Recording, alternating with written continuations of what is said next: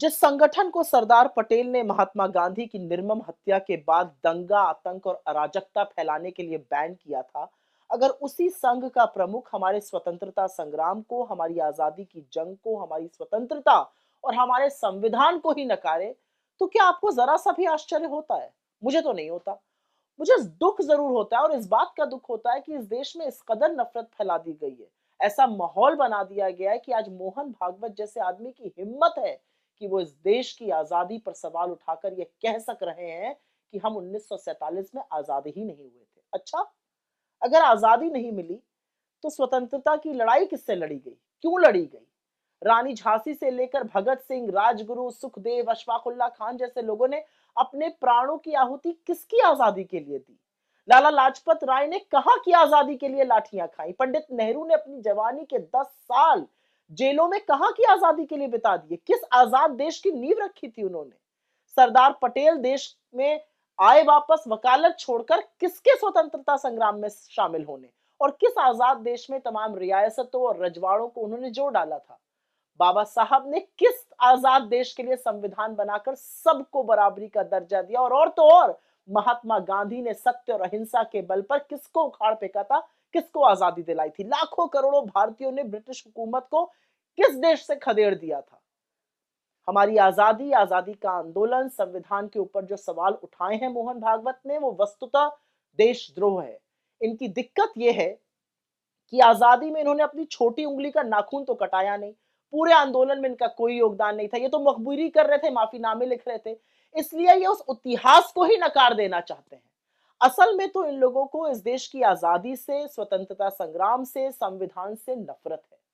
जिन्होंने संविधान की प्रतियां जलाई हों, जिन्होंने बाबा साहब के पुतले फूके हों, जिन्होंने 53 साल तक तिरंगे का बहिष्कार किया, वो ना आजादी को समझ सकते हैं, ना देश के संविधान को समझ सकते हैं। असल में इनके अंदर एक कुंठा है, और कुंठा यह है कि इनके पास एक भी ऐसा आदर्श नहीं है जिसका इस पूरे देश में सम्मान हो। इनके आदर्श तो अंग्रेजों की मुखबिरी करते थे, माफीनामे लिखते थे, अंग्रेजों का साथ देते थे, बताते थे कि कैसे 1942 का भारत छोड़ो आंदोलन, उसका कैसे दमन किया जाए।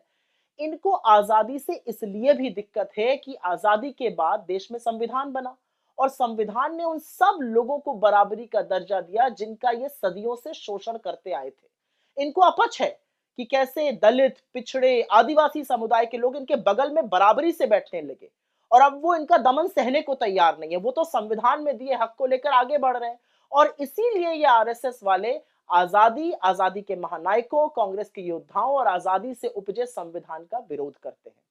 और जब ये फंसे तो ये स्टेट शब्द के पीछे छिपने लगे।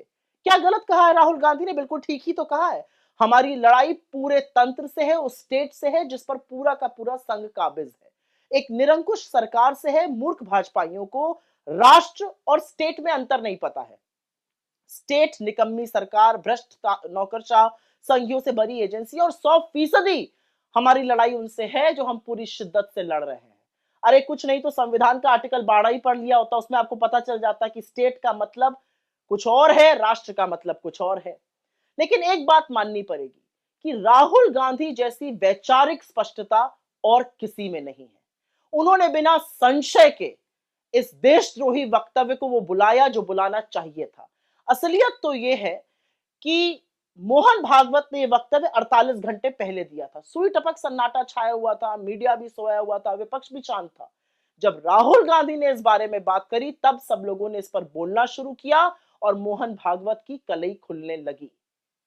आज इस देश को जरूरत है एक ऐसे नेता की जो बेबाकी से, बिना संशय के विचारधारा की लड़ाई लड़ सके, जो गलत को गलत कहने का मादा रखता हो, और वो राहुल गांधी हैं, जिनकी रगों में बलिदानियों का खून दौड़ रहा है, जिनके पूर्वजों, पुरखों, अपनों का खून इस देश के तिरंगे में शामिल है। और राहुल गांधी ने जो आरएसएस को लेकर और आरएसएस प्रमुख के उस घटिया बयान को लेकर कहा है वो 100% सच है। इस देश की आजादी पर सवाल उठाना देशद्रोह है, उससे इतर और कुछ नहीं।